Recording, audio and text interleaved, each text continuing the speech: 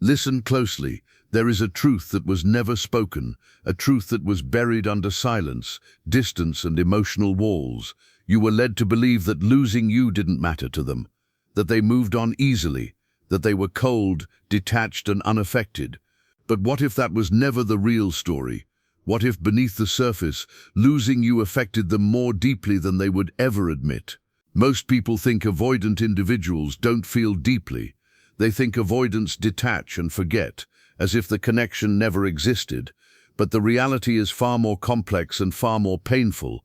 Avoidants feel, they remember, they carry emotional weight. They just learned long ago that showing it was unsafe.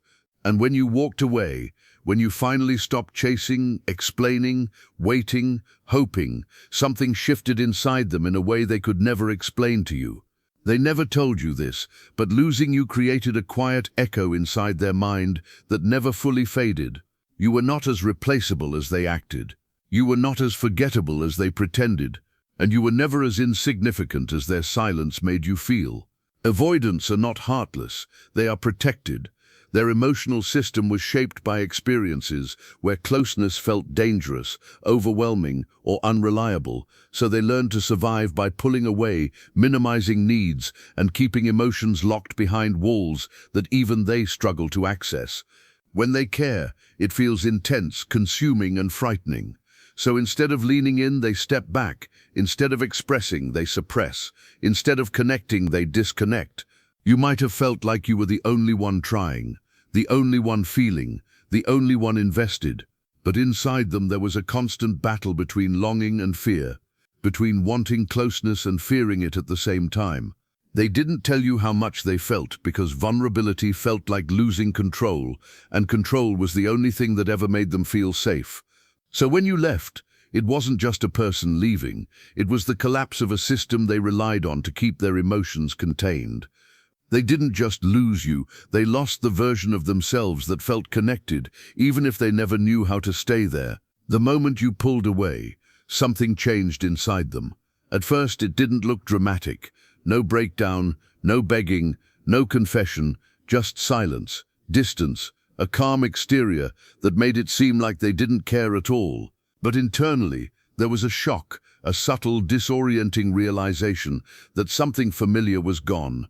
Something stable, something that had quietly become part of their emotional landscape. Avoidants often don't realize what someone meant to them until that person is gone.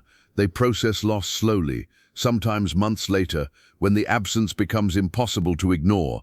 They noticed your messages weren't there anymore, your presence was missing, your emotional energy, your patience, your attention gone.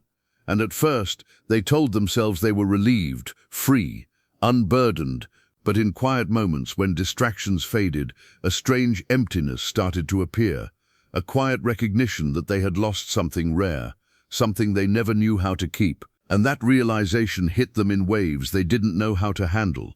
Their first reaction wasn't grief, it wasn't sadness, it was emotional shutdown. Avoidants are wired to shut down when emotions become overwhelming. Instead of crying, reaching out or reflecting, they detach. They numb, they distract, they bury themselves in work, routines, new connections or solitude. You might have seen them act completely unaffected, posting normally, living normally, smiling, talking to others, but emotional shutdown is not the same as emotional absence. It's a freeze response, a survival mechanism, a way to avoid feeling something they don't know how to process. Inside, they felt a subtle pressure, a sense of disruption, a quiet awareness that something meaningful had ended. But instead of facing it, they pushed it down. They convinced themselves they didn't need you, that they were better off alone, that attachment was weakness. But suppressed emotions don't disappear. They resurface in dreams, in sudden thoughts, in moments of loneliness, in the quiet before sleep. And when they shut down, it wasn't because you didn't matter. It was because you mattered too much for them to face.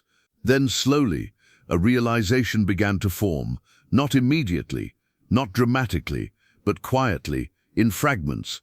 They started to recognize that you were their safe person in ways they never understood while you were there.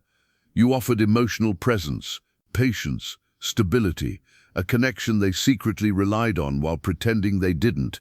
Without you, something felt different. Conversations felt empty. Connections felt shallow. The world felt a little less warm. They didn't always know how to appreciate you when you were present. They often took your consistency for granted, but once you were gone, the contrast became undeniable. You were the person who stayed when they pulled away. You were the person who tried to understand them when they didn't understand themselves. You were the person who made them feel seen without forcing them to be vulnerable before they were ready. And when that disappeared, they felt a subtle grief that they didn't have the language to express. They never told you this, but losing you affected them deeply. But what they never admitted to themselves, let alone to you, was the regret that slowly started to surface. Regret has a way of arriving late for avoidance. It doesn't come during the relationship, when communication could have changed everything. It comes afterward, when it's too late to fix what was lost.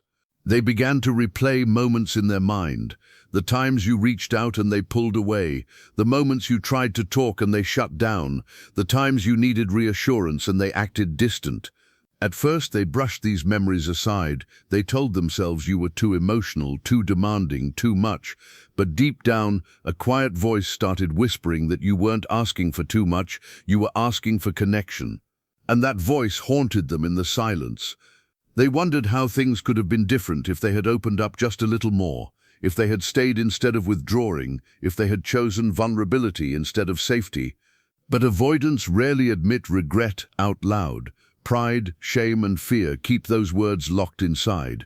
So instead of saying, "I'm sorry," they carry it alone, hidden behind a calm exterior that makes it seem like they never cared. To the outside world, they looked fine, strong, unaffected, maybe even happier without you. But this image was a shield. Avoidants are masters of emotional self-protection, and appearing unbothered is one of their strongest defenses. They didn't want to be seen as someone who needed you. Need feels dangerous to them. Need feels like vulnerability, and vulnerability feels like loss of control. So they smiled, they stayed busy, they acted distant, they avoided talking about you, they avoided thinking about you, they avoided anything that might force them to feel the weight of your absence. But pretending doesn't erase feelings, it just buries them deeper. Late at night, when distractions faded, when the world grew quiet, the truth resurfaced. They missed your presence. They missed the way you understood them without demanding too much. They missed the comfort of knowing someone was there. And yet, they still couldn't reach out, because admitting they missed you would mean admitting they were emotionally affected, and that was something they had spent a lifetime trying not to be. Losing you also triggered something deeper inside them, an old wound they rarely acknowledge. Many avoidants carry an unspoken fear of abandonment that began long before they ever met you. They learned early on that closeness could disappear, that emotional needs might not be met, that relying on others was risky. So they built independence as armor. They learned to detach before anyone could leave them. But when you left, that armor cracked. Even if they acted indifferent, part of them felt the sting of being left. It activated the very fear they tried so hard to avoid, the fear that they were not enough, that people eventually walk away, that closeness is temporary. They didn't connect this fear to you consciously. They just felt a subtle unease, a quiet restlessness, a sense of loss that didn't match the story they told themselves about not caring. And that internal contradiction unsettled them more than they would ever admit. As time passed, loneliness began to creep in, not the dramatic kind, but the quiet, subtle kind that shows up in ordinary moments. They noticed the silence in their phone, the lack of deep conversation, the absence of someone who truly knew them, the way relationships felt surface level compared to what they had with you. Avoidants often value independence, but independence can become isolation when there is no one to share emotional reality with. Without you, they felt the difference between being alone by choice and being alone by consequence. They might have tried to fill the void with distractions, new connections, or routines, but nothing fully replaced the emotional familiarity you provided. In moments of vulnerability, they felt a faint longing, not just for you, but for the version of themselves that felt connected when you were around. And that longing quietly followed them, even when they pretended it didn't exist. Then there were the memories. They arrived unexpectedly. A song, a place, a phrase, a habit. Suddenly, you were there in their mind, vivid and real. They remembered your voice, your expressions, the way you looked at them when you felt close. They remembered the comfort, the tension, the moments that mattered more than they realized at the time. Avoidance often push memories away, but the mind has a way of replaying what the heart refuses to process. Dreams brought you back, quiet moments brought you back, random triggers brought you back.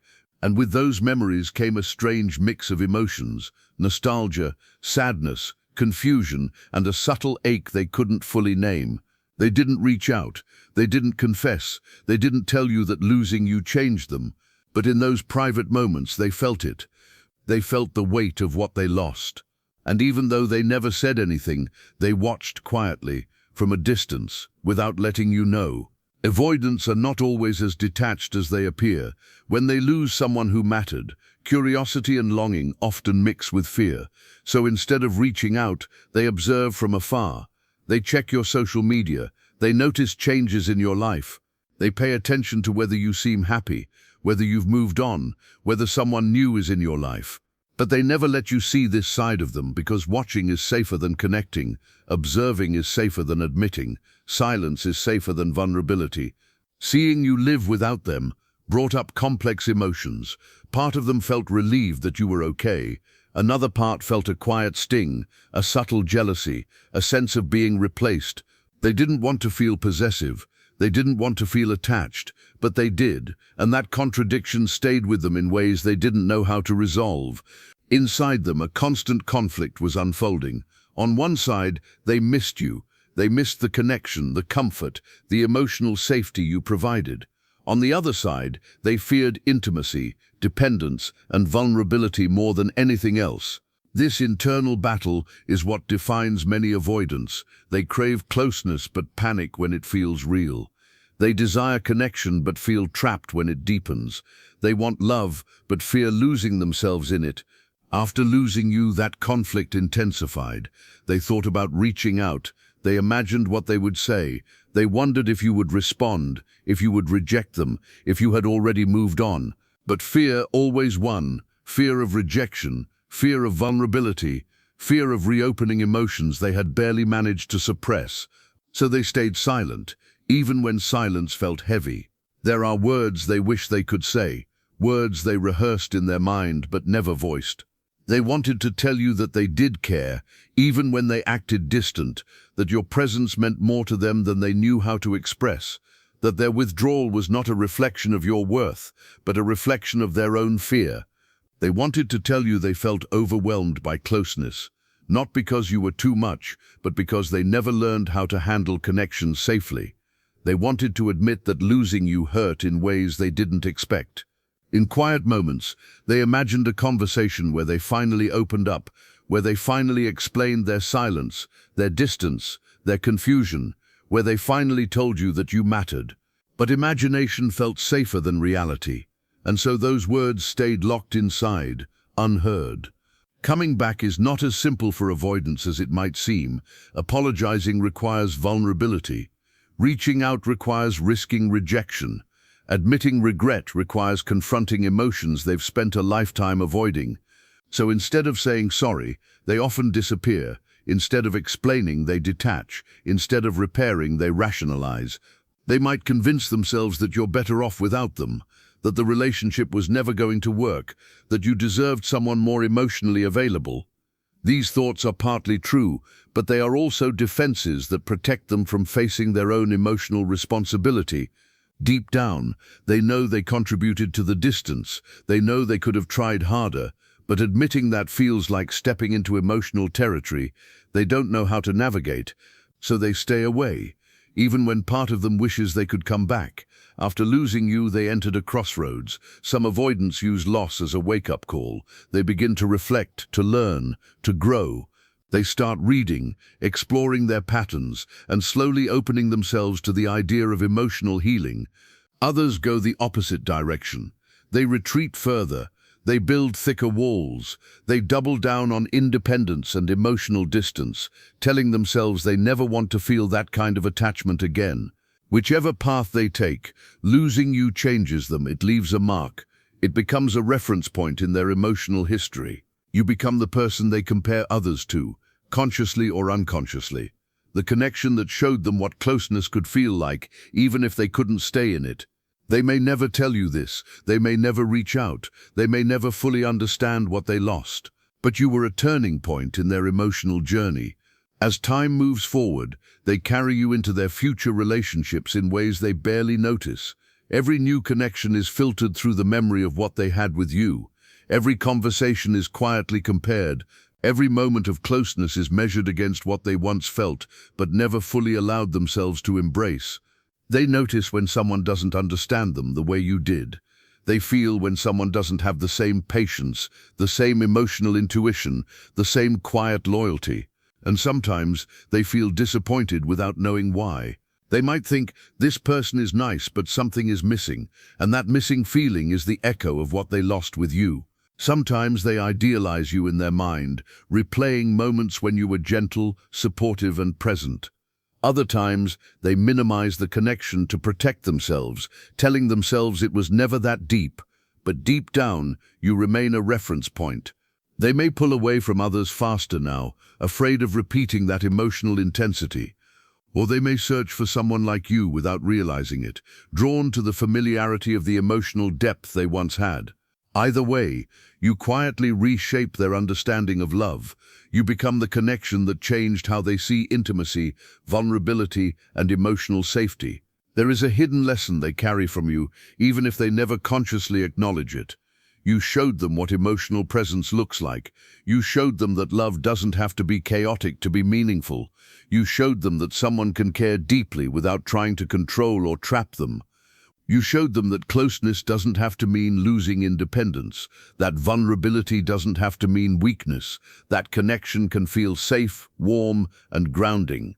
Even if they couldn't stay in that space with you, part of them learned from it. They learned what it feels like to be seen without being judged. They learned what it feels like to be cared for without being pressured. They learned what it feels like to be emotionally held. And sometimes, much later, they realize you were not the problem, that your needs were reasonable, that your desire for closeness was natural, that your emotions were not too much. You were a mirror they weren't ready to face, a mirror that quietly forced them to confront parts of themselves they had ignored for years, and that lesson stays with them long after you are gone. Their silence can be misleading. Silence feels like indifference. Distance feels like rejection. Absence feels like erasure.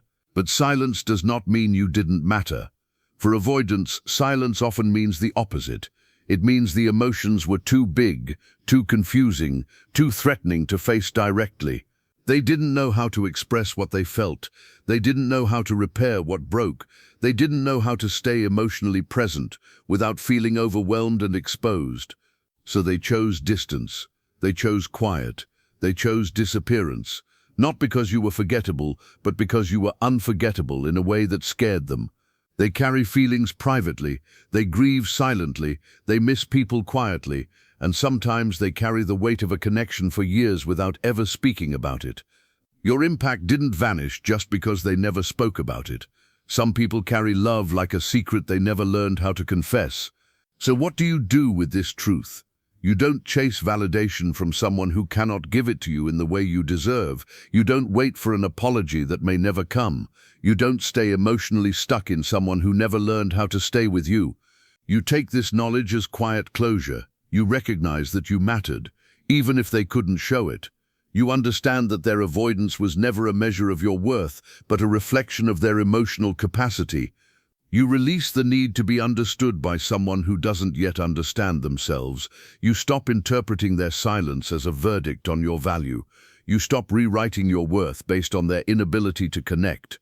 You reclaim your energy. You choose connections where your emotions are welcomed, not feared, where your presence is cherished, not overwhelming, where your love is met with love, not distance. And whether they ever admit it or not, you were someone who left a mark. Someone who shifted their emotional world, someone who mattered in ways they never knew how to handle. And here is the truth they never told you, but you deserve to hear. You were not easy to lose. You were not simple to forget. You were not something that faded without consequence. You were a chapter in their life that reshaped them quietly, a connection that lingered in memories, in habits, in emotional reflexes, a person who showed them a version of closeness they never fully knew how to hold.